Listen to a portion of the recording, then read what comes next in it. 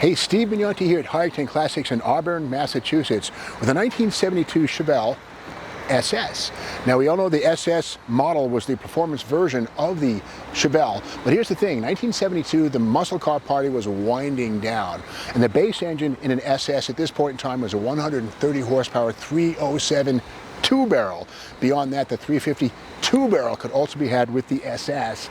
Now this one here is something a little better than that. We look at the front fender and see which emblem we have, and there's nothing here, but this is an SS 396. We'll get to that in a second when we pop the hood. Another thing about the SS, of course, was the domed hood was standard fare. The ZL2 cowl induction hood was an option in 1971 and 2, seldom seen. We'll find out if this one's functional or not as we open the hood on this one here.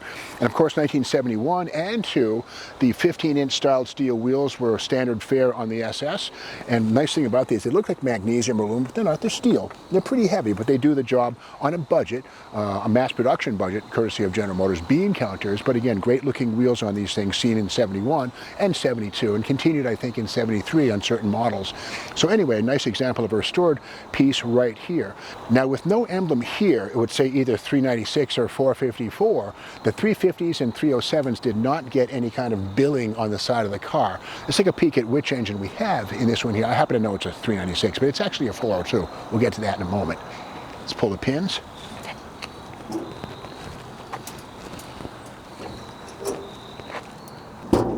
There we go. Okay, there it is. This is the 402 with 265 net horsepower. You might say, what happened to 365 horsepower, the big 375 horse? Well, this is net horsepower right here, 265. That was with low compression. And keep in mind, after 1971, the federal government, well, General Motors, I should say that, basically made all their cars capable of running on unleaded fuel. And that was part of the anti-smog initiative. And most of Detroit followed suit. By 1972, 73, there was no such thing as leaded fuel that you could buy regularly without going to a farm store or the airport. So with that said, these unleaded engines were detuned with lower compression, milder cam timing. But again, 265 horse. Now you might wonder, what's a 402? It's basically a 396 with 30 thousandths larger cylinder bores. That's it. I think what happened was Chevrolet said we have so much cachet and value in the 396 name in the Chevelle lineup that we don't want to redo all those emblems as 402s and restart the legacy, the whole thing. So 396 became 402, but the sticker says it all. Now, of course, this one is not a cowl induction car. We can see right here the dome is opened up, if you will, but there's a block-off plate in the back. No air is going to get into this engine bay. What that does right there is the air that comes through the back of the duct goes into the cowl, where it then goes into the passenger compartment. So you have fresher air inside the car, but the engine does not get that benefit. But again, the SS came with blacked out grille. And there's also something called the heavy Chevy, which is an insurance beater. Those could also be had with 307s, 396s, 454s. I think the 454 was not available in the heavy Chevy. But anyway, the heavy Chevy was a cheaper version of the SS for people on a budget. And again, the thing with these was that the insurance companies were starting to get hip to the idea that muscle cars crashed more than regular cars as younger people drove faster and risked their cars and their limbs. And so the surcharges for something like this with a big block would have been much higher than something with a small block, thus the 307 base engine. So let's go inside this one and see which transmissions under the transmission tunnel.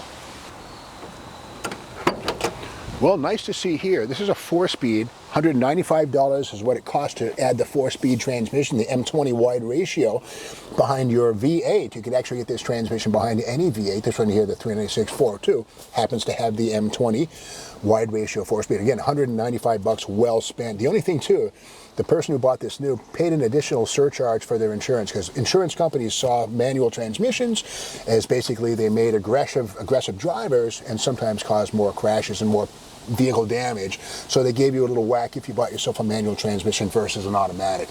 That was the reality of things in 1971 as the party was winding down and the insurance companies and the Fed started to crack down. And this still has a 120 mile an hour speedometer. It does have a tachometer, but you notice on the red line it's 5,500 RPMs. Now the hydraulic cam in this 402 would go into valve float and or lift or pump up anything over 5,500 RPM. So it's realistic. Change the cam, it'll go to $6 grand, $7 grand, but again, in stock form, that's a pretty realistic thing. 165 horsepower, plenty of torque. This will lay some rubber if you're banging gears on a Friday night. Kind of a little uninspiring. The standard steering wheel, not the wood grain, the standard horn with the SS logo in the middle, but again, a very station wagon-esque item right there. Appealing, but not very sporty. The matte finished camera case on the dash, which was standard fare on the Super Sport. This one has the AM, FM radio right here, factory item.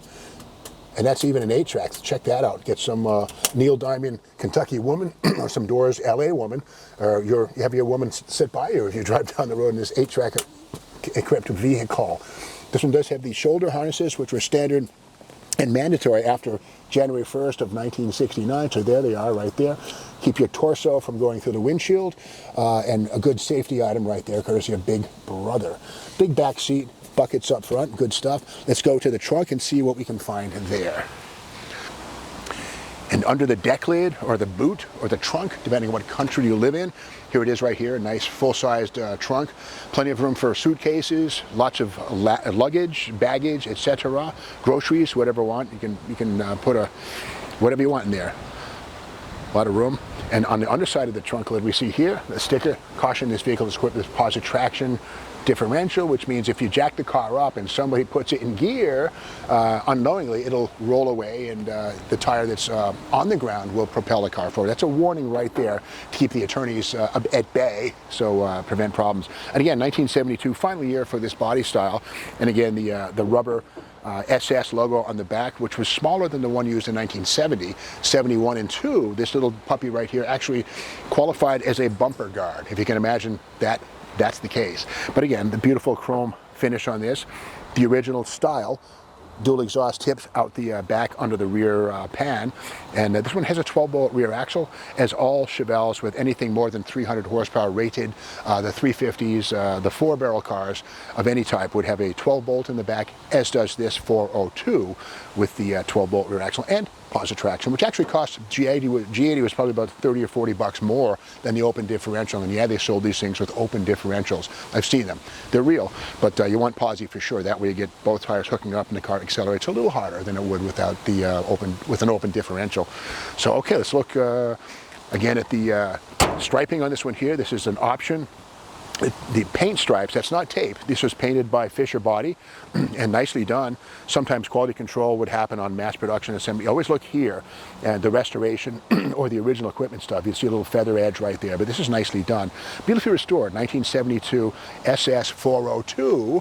Nice example of the breed right here. To see more pictures of this car, go to the High-Octane Classics website and check out the photo gallery. Hey guys, this is Danny from High-Octane Classics. We're going to be taking out this 1972 Chevelle SS U-code. What is a U-code? It's a designation in the VIN number that tells us that it's an original big block car, which is very unique to 1972. A couple of other real neat features that this has. You can tell from a 70 dash to a 72, there's the seatbelt warning light. And if you unclick your belt over there, Shane, we'll see that light go on when I have the key on, right? It's an annoying buzzer, but hey, the good news is it still works as he's pulling up his seatbelt. Now, the other thing you'll notice is now that I can't take the key out of the ignition, they also have another safety feature which unlocks the column, or locks the column, so you can turn the key all the way back so that if you forget to set the brake in your 4-speed, you're not going to roll down a hill. So now, with that said, we're going to take a little ride in this 1972 Chevelle SS 402, 4-speed, 12-bolt car. This car is all matching numbers. It drives like a dream. It's absolutely an amazing car. I've got some seat time in this. Steve Magnante and I did a little cruise to Springfield to the Big E Fair, which is about a 45-55 minute ride. We were stuck in all kinds of traffic and this car behaved really well. It's smooth as can be. You know, the horsepower rating for the 72s, not real high, but the torque is phenomenal in this car. You really, you know, it's rated at 265. We all know it's more than that. It's a 402 big block. But, you know, when these motors get rebuilt over the years, they end up putting a little better compression in them, so they do perform a lot better. than they were stock. But even stock, they did fairly well. I mean, it's no LS6, but the car nonetheless is a pleasure to drive. It's just a lot of fun. 4 barrels kick in. It's just still getting a little warmed up here, but the car just as smooth as can be.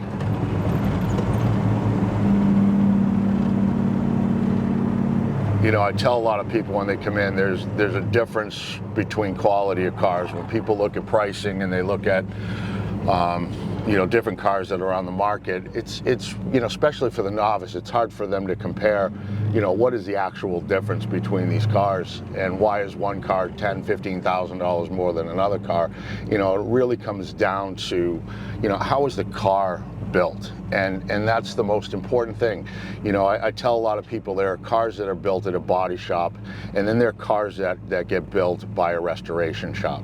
Now, a restoration shop is going to spend the time that it takes to get these cars sorted and done right. And you can really tell the difference with a car that's in a body shop.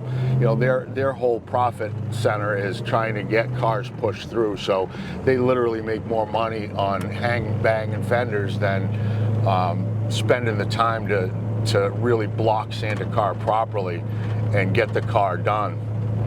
So, you know, to a different level.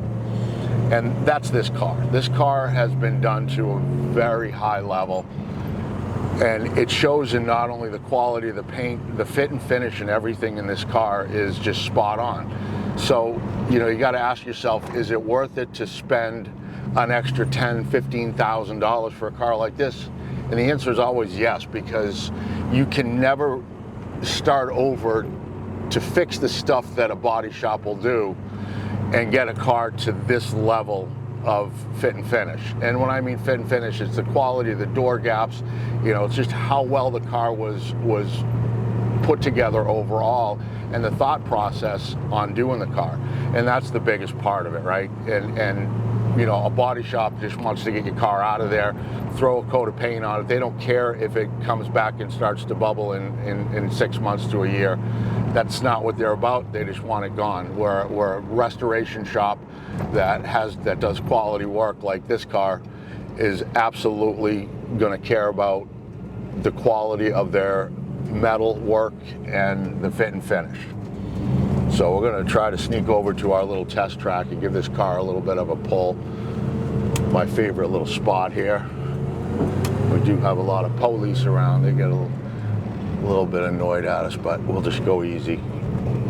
I'm not going to be ripping tires in this one as much. We're just going to take off slow and just kind of give it a little.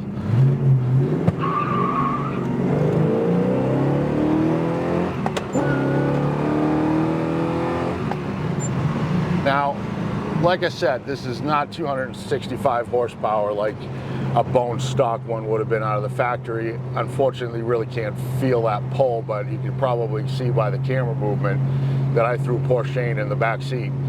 So, you know, even though it's not a 500 horsepower monster, the car's still just an absolute ball to drive.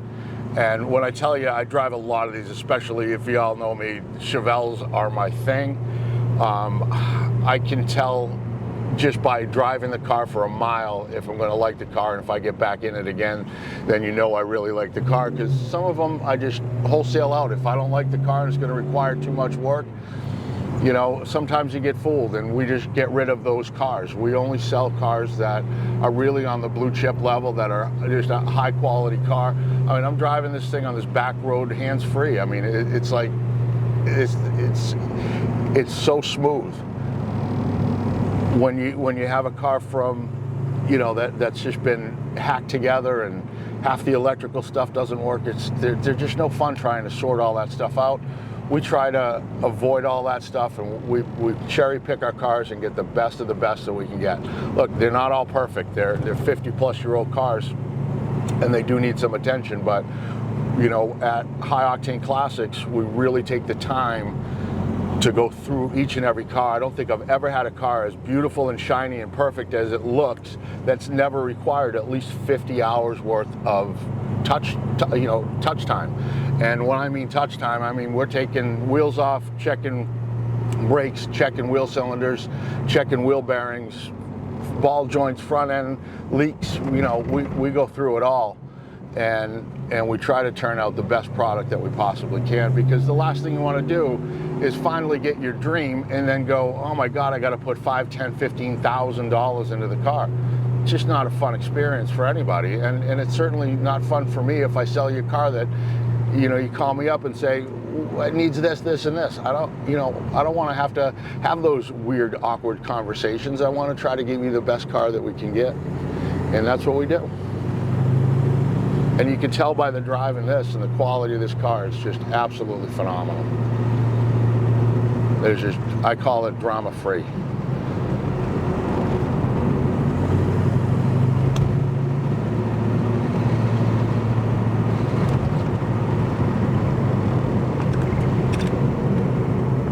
This is one of my favorite places to do a little bit of a spirited pull. Well, it looks like we might have some traffic here today, unfortunately.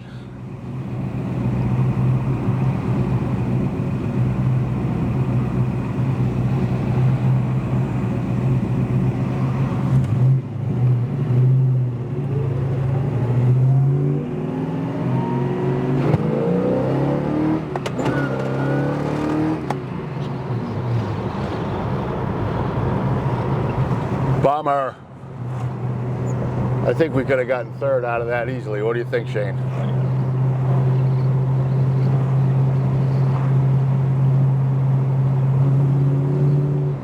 Yeah, this car is absolutely smooth as can be.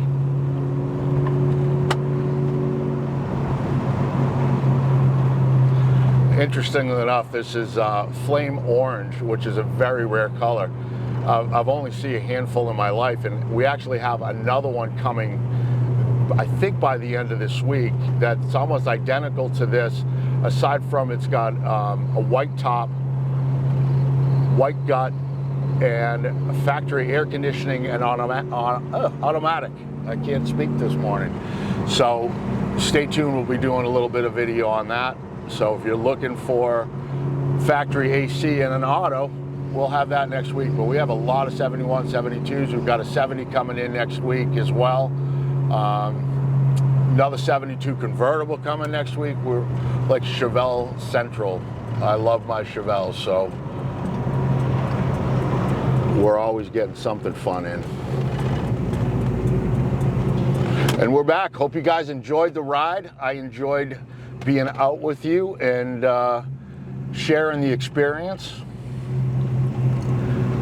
Stay tuned and come back for more. Be sure to check out our Facebook page, our Instagram. Smash that like button and follow. And as always, guys, please share our videos. It really helps grow our channel, and we appreciate that. Thank you so much.